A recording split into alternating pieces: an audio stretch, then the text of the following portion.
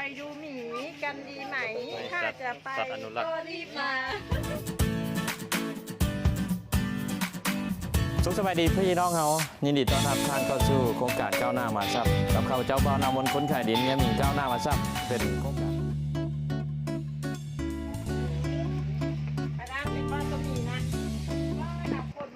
เป็นบะหมี่โอ้กะเป็นบะหมี่ได้มีบะแม่นนะมวยอันนั้นนะพุ่นมีจะพุ่นแป้งเหรอแม่น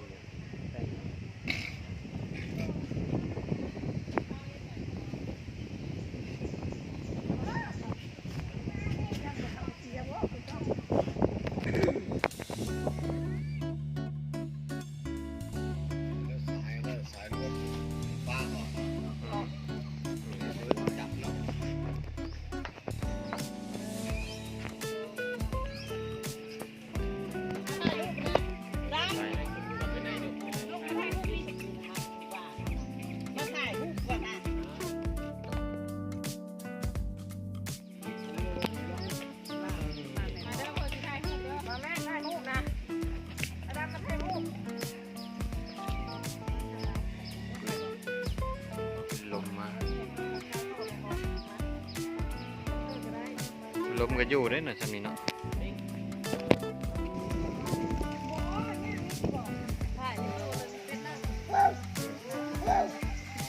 เด้อลูกโอ้มันยังโอ้แล้วไหมจ้ะ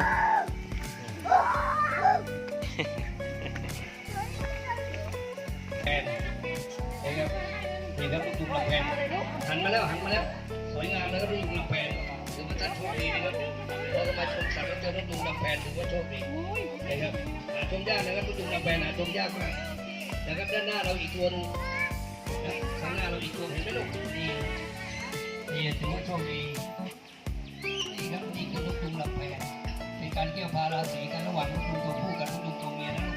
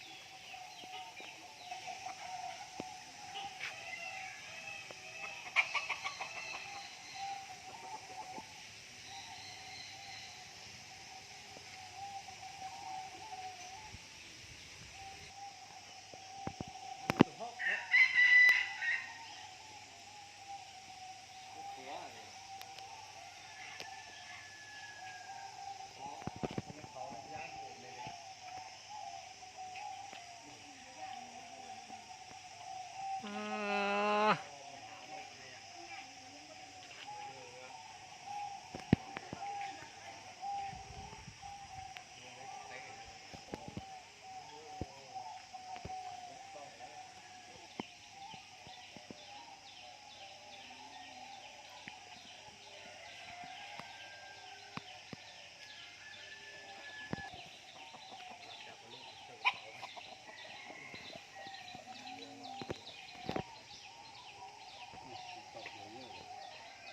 นี่ใส่นกเขาเขียวตัวใดโอ้หันว่านกเขาเขียวโอ้คือตัวเยอะแท้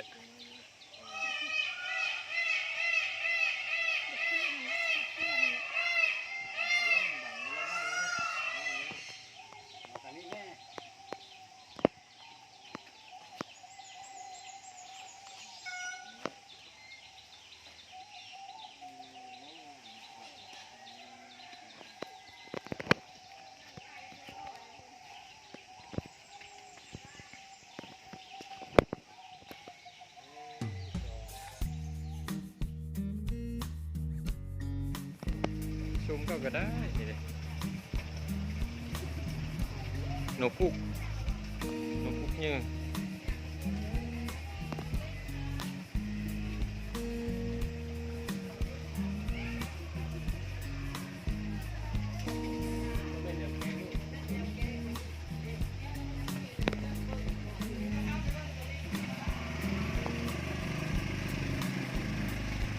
โอ้ตายแล้วไปสักนอนสบายขนาดนี้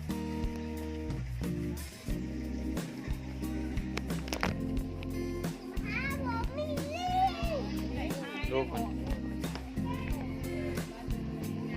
อันนี้แม่มัน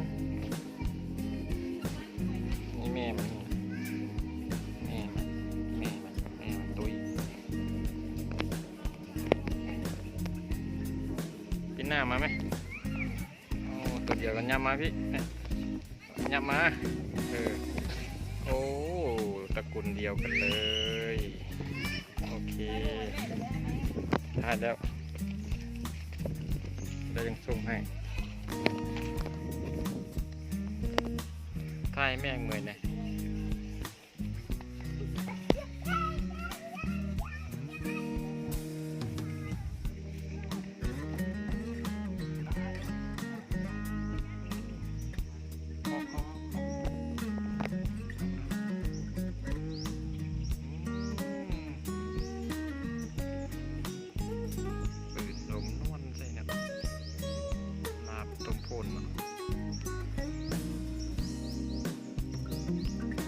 ก็ห้องเอียงกว่านี้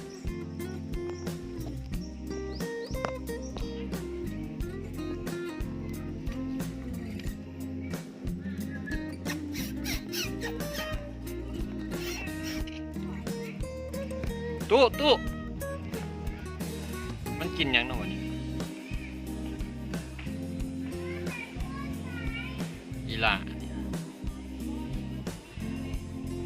มึงหน้ามันนะ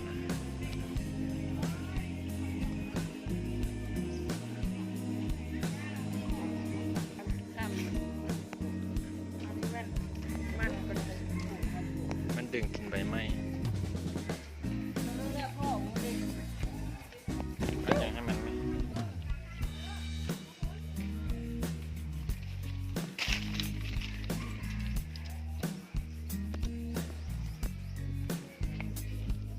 กินใบไม้เป็นอาหารดึงให้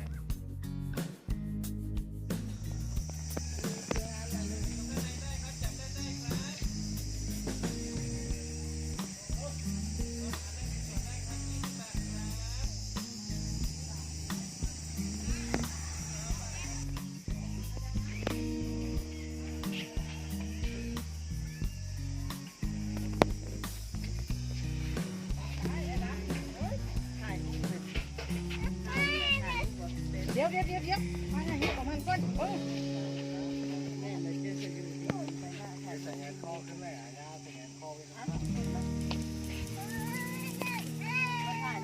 บ่ได้เดี๋ยว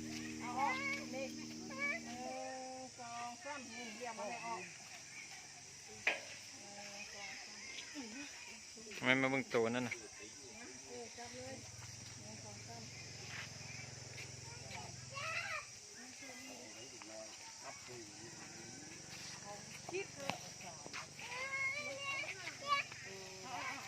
จับเอาน้อยๆน้อยๆเอาไปให้พุ่นเอาให้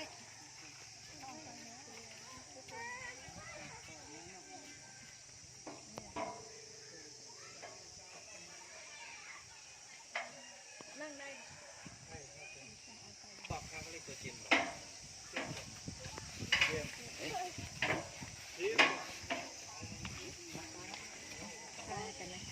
จ่อยยี่เนาะ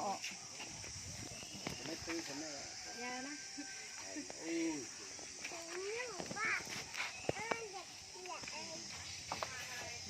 มืดเลยสองมาหากันได้ครับ20 บาทครับ3 กรัม 50โอ้โห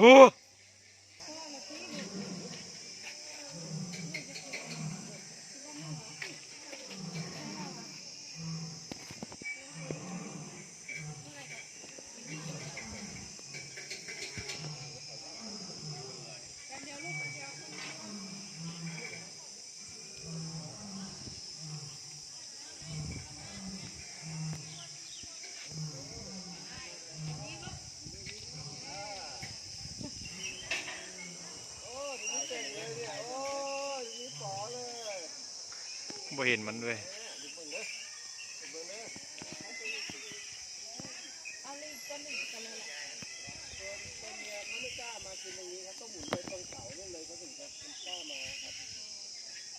ตัวเมียอยู่ใช่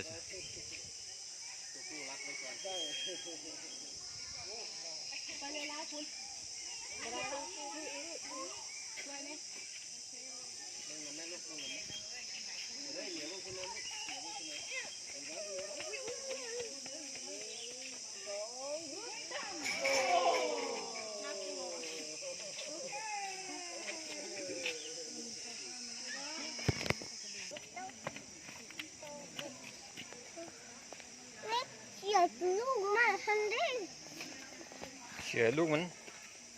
อะไรตัวดีๆแล้วมันพ่อมันเลยจังหวะ